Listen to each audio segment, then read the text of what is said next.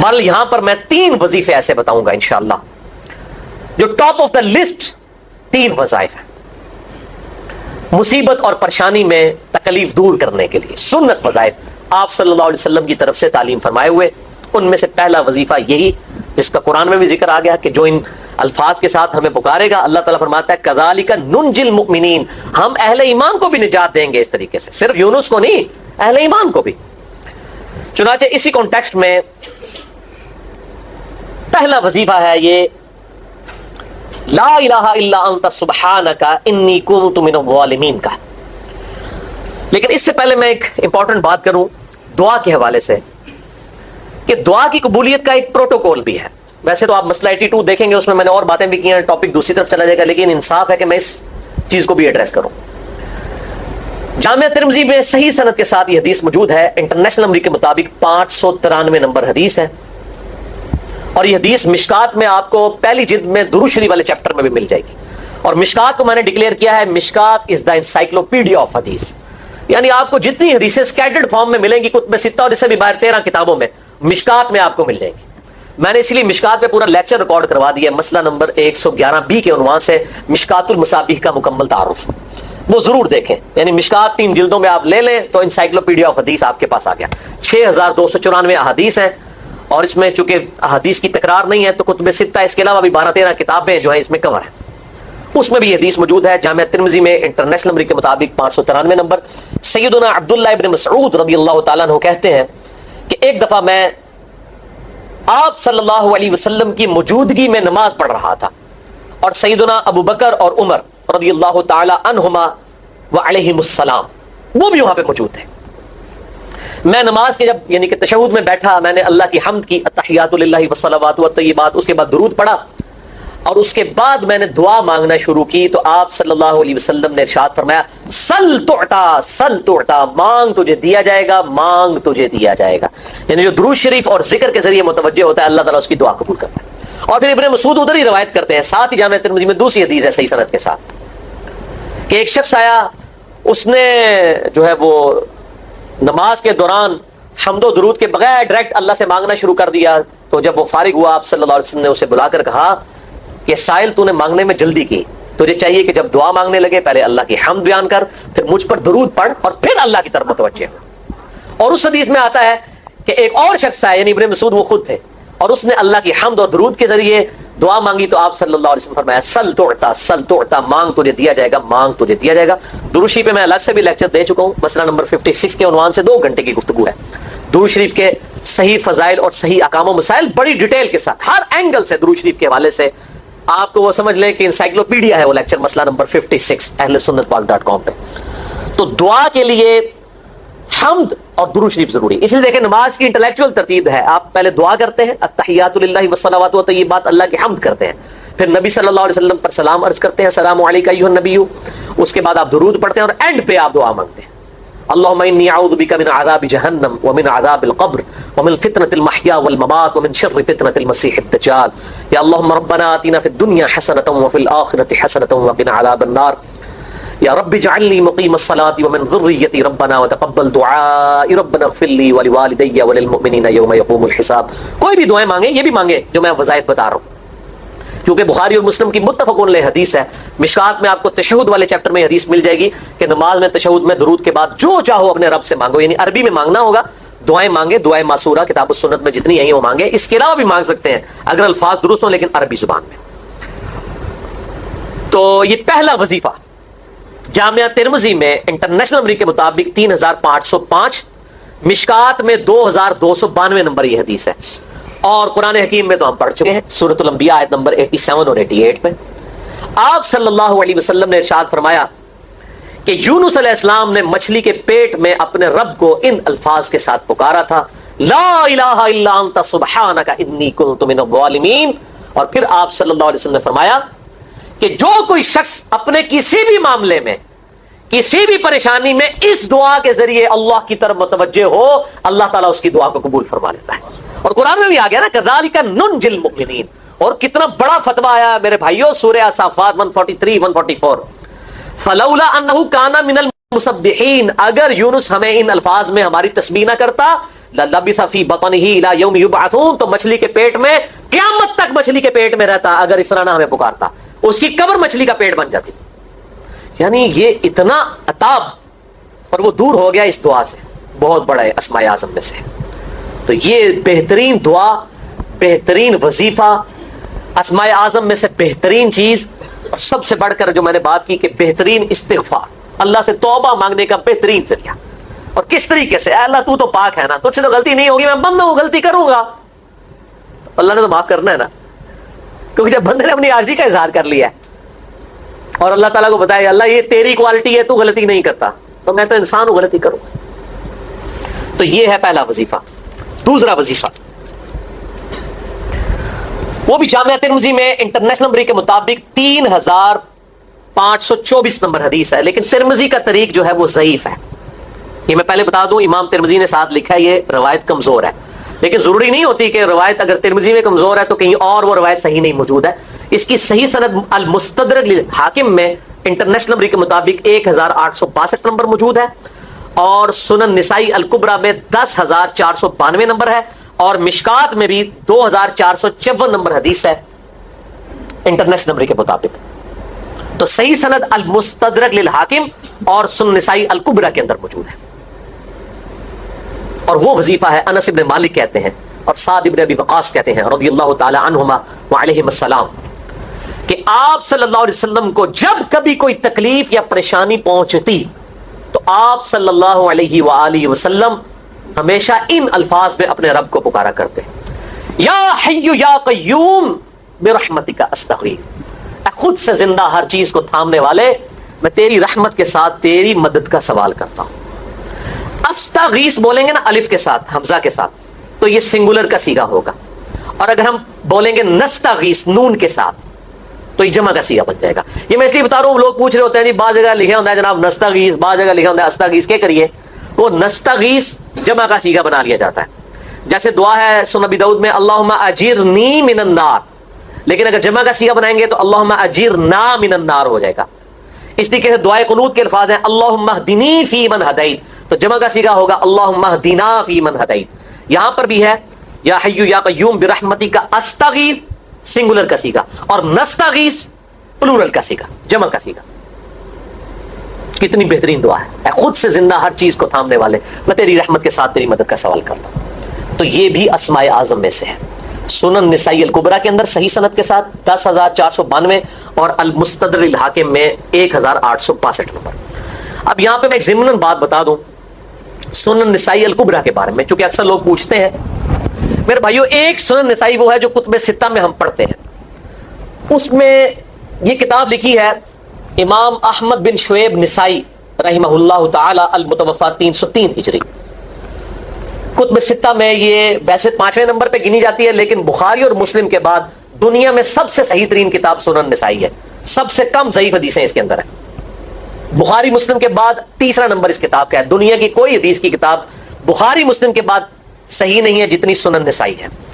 سنن نسائی جو ہمارے پاس کتب ستہ میں ہے نا، اس میں ہے 5761 احادیث انٹرنیشنل نمبر کے مطابق، اور یہ ساری انٹرنیشنل کتابیں عربی میں، انگلش میں اور اردو میں ہماری ویب سائٹ اہل سنت پاک .com پہ فری اس کا PDF موجود ہے، آپ ڈاؤن لوڈ کر سکتے ہیں. 5761 احادیث ہیں اس سنن نسائی میں جو ہمارے پاس ہے. اسے ویسے ٹیکنیکل لینگویج میں کہا جاتا ہے سنن نسائی الصغریٰ، چھوٹی سنن نسائی، کیونکہ امام نسائی نے یہ کتاب نہیں لکھی تھی. امام نسائی نے کتاب لکھی تھی سنن نسائی الکبریٰ، بڑی سنن نسائی، اور اس میں حدیث ہیں انٹرنیشنل نمبر کے مطابق 11770. بخاری مسلم سے بھی زیادہ حدیث ہیں اس میں. لیکن یہ امام نسائی کے ایک شاگرد تھے امام ابن السنی، انہوں نے اس کو مختصر کر کے نا چھوٹی کتاب بنا دیا، اور اب پبلک میں یہی چھوٹی کتاب مشہور ہے. اس کی وجہ سے جب ہم سنن نسائی الکبریٰ کا آپ مشکات میں دیکھیں گے نا تو وہ فرق نہیں کرتے ہیں. جب وہ سنن نسائی کا حوالہ دیتے ہیں نا تو آپ کو نسائی میں وہ ملے گا بھی نہیں، وہ الکبریٰ میں ہوتا ہے، کیونکہ وہ اس تفریق کو مانتے نہیں، وہ تو سنن نسائی الکبریٰ کو سنن نسائی مانتے ہیں. جبکہ ہماری پبلک جو ہے وہ سنن نسائی، وہ میں وہ حوالہ دے رہا ہوتا ہوں کہ جی سنن نسائی الکبریٰ میں 9928 نمبر حدیث ہے کہ جو آیت الکرسی پڑھ لے فوراً بعد کسی بھی نماز کے فرض کے فوراً بعد تو مرتے ہی جنت میں داخل ہوگا. تو لوگ کہتے ہیں جناب نسائی تے حدیث ہیں جناب 5761 نے، تسی 9928 کی تمہیں دس دیو. تو میں ساتھ حالانکہ بول رہا ہوتا ہوں سنن نسائی الکبریٰ میں نے کبھی اس کے بغیر نہیں بولا. تو الکبرا سے آپ کا دماغ تو کام کرنا چاہیے. الکبرا کیوں بول رہا ہے ساتھ؟ کوئی یہ صغرا بھی ہے جس کی یہ الکبرا ہے بڑی, اور ہمارے گرین کارڈ میں یہ وظیفہ لکھا ہوا ہے الکبرا کے ساتھ. اسی طریقے سے جو میرا وہ واقعہ کربلا کے اوپر 150 اسناد پر مشتمل پمفلٹ ہے, ریسرچ پیپر نمبر 5B, واقعہ کربلا کا حقیقی پس منظر 72 صحیح الاسناد احادیث کی روشنی میں.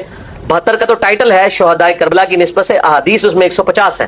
اس میں اکثر حدیثوں کے حوالے میں نے سنن نسائی الکبرا سے دیے ہوئے ہیں. وہ لوگ کہتے ہیں مل ہی نہیں رہی ہے, تو میرے بھائی وہ سنن نسائی الکبرا آپ کے پاس ہوگی تو آپ کو ملے گا نا. تو سنن نسائی الکبرا الگ سے وہ اصل کتاب ہے, اس میں سے سنن نسائی الصغرا بنائی گئی ہے.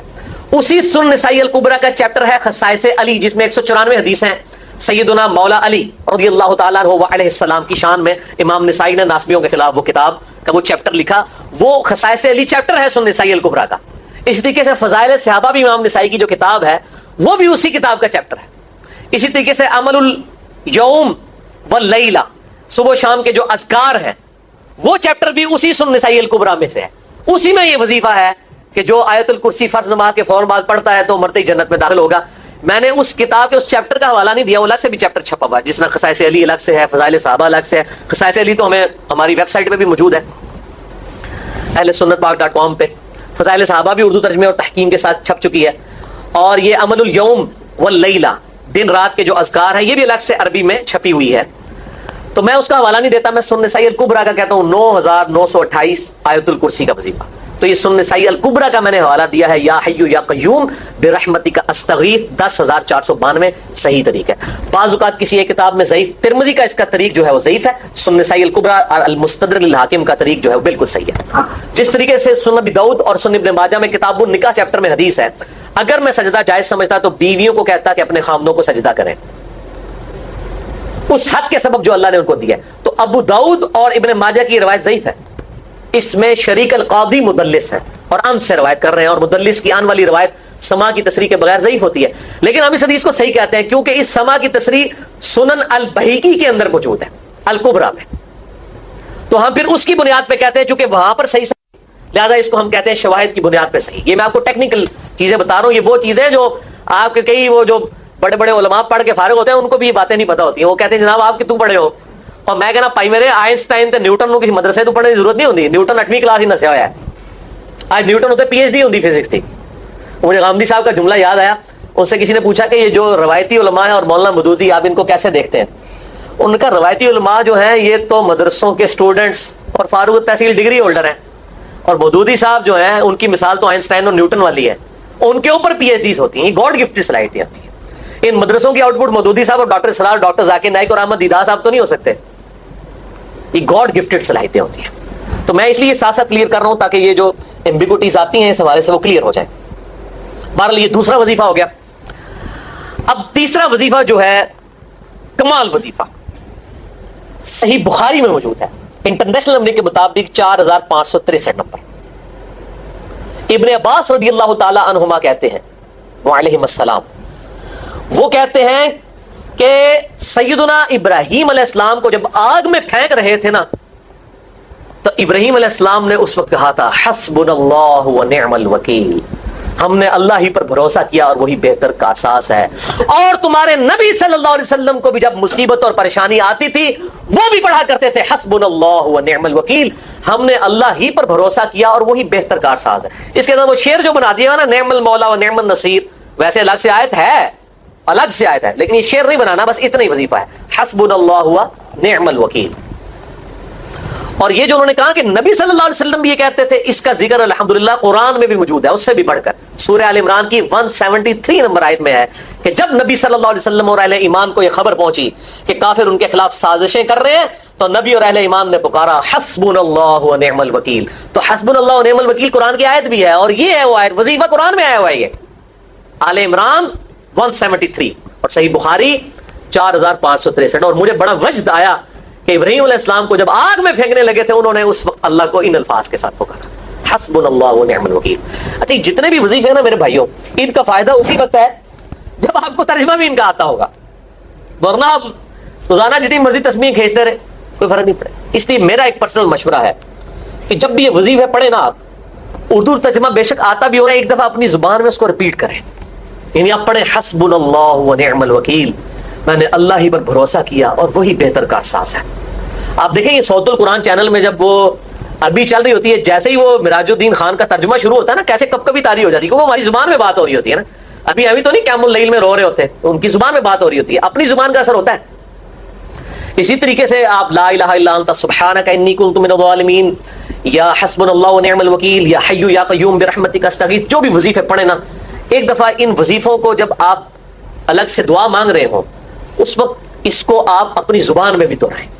اور اس کے لیے کوئی تسبیح نہیں کھینچنے کی ضرورت کہ آپ نے اتنے 100 دفعہ پڑھ رہے ہیں، تسبیح تو ویسے ٹھیک ہے، وہ آپ استعمال کر سکتے ہیں، لیکن آپ چلتے پھرتے اٹھتے بیٹھتے ہر وقت جس حالت میں بھی، اور صحیح مسلم میں حدیث ہے کہ یہ جو وظائف ہیں ان کے لیے تو کوئی وضو بھی کیا، غسل بھی پروٹوکول نہیں ہے۔ اب عائشہ کہتی ہیں نبی صلی اللہ علیہ وسلم حالت جنابت میں بھی اللہ کو یاد کر لیا کرتے تھے، صحیح مسلم میں حدیث موجود ہے، جنابت والے چیپٹر میں ہر حال میں اللہ کو یاد کرتے تھے۔ اور جو قرآن میں بھی دعائیں یا اذکار آئی ہیں نا، جب آپ حالت جنابت میں بھی اس کو کریں گے نا تو اس پہ قرآن کا حکم نہیں لگے گا۔ تو جامعہ ترمذی اور ابو داؤد میں جو حدیث ہے کہ حضرت علی کہتے ہیں نبی صلی اللہ علیہ وسلم کو حالت جنابت کے علاوہ کوئی اور حالت قرآن پڑھنے سے مانے نہیں ہوتی تھی، تو اس سے مراد قرآن کی تلاوت ہے۔ اگر قرآن کی دعائیں جیسے ہیں بسم اللہ الرحمن الرحیم، یہ بھی تو قرآن ہے، سبحان اللہ بھی تو قرآن ہے، الحمدللہ بھی تو، یہ اذکار جو ہے نا جب آپ اذکار کی نیت سے پڑھو گے پھر یہ قرآن نہیں شمار ہوں گے، ذکر شمار ہوں گے، اور اس کے لیے نہ وضو پروٹوکول ہے اور نہ غسل کا ہونا ضروری ہے، ہر حال میں اللہ کو یاد کریں۔ یونس علیہ السلام نے کتنے یاد کیتا ہے؟ پھر الظلمات، مچھلی کے پیٹ میں، جہاں نہ کوئی اگربتی تھی اور تعفن پھیلا ہوا تھا اور اندھیرا ہی اندھیرا تھا، یہاں پہ وہ جناب کس طرح وہ روشن کرتے ہیں، پھر 1.25 دفعہ پڑھواتے ہیں۔ یعنی میں بتا رہا ہوں آدھا سچ بڑا خطرناک ہوتا ہے، یعنی آیت کریمہ کی اصلیت تو موجود ہے کتاب و سنت میں، لیکن آدھا جو سچ جھوٹ ساتھ ملا لیا نا اس کے سارا بیڑا غرق کر دیا ہو۔ اور بجائے یہ کہ لوگوں کو یہ وظیفہ بتایا جائے کہ اٹھتے بیٹھتے چلتے پھرتے اللہ کو ان الفاظ میں یاد کریں، اس کو انہوں نے کوئی اور ہی رنگ دے دیا ہوا ہے اور اس کو 1.25 دفعہ ختم اور پتہ نہیں کیا کچھ بنا دیا ہوا ہے۔ تو یہ 3 وظائف تھے بڑے اہم اس حوالے سے، اور میں نے اس کو ضروری سمجھا کہ میں یہ ضرور بتا دوں تاکہ لوگ اس پہ ایجوکیٹ ہوں، ان وظائف کو کریں۔ اور مسئلہ نمبر 82 میرا الگ سے میرے بھائیوں ریکارڈ ہے، مسئلہ نمبر 82 اسماء اعظم اور دعا کی قبولیت سے متعلق جتنی بھی چیزیں ہیں میں نے اس میں بڑی ڈیٹیل کے ساتھ الحمدللہ کئی اور وظائف بھی بتائے ہیں، لیکن اب وہ اتنے وظائف کو جمع کرنے کی ضرورت نہیں ہے، موٹے موٹے 3 وظیفے جو بتا دیے انہی کو اگر کوئی لے لے اپنی دعاؤں میں انہی وظائف کو کرے تو اللہ تبارک و تعالی ہر معاملے میں جو ہے وہ انشاءاللہ تعالی کفایت فرمانے والا ہے۔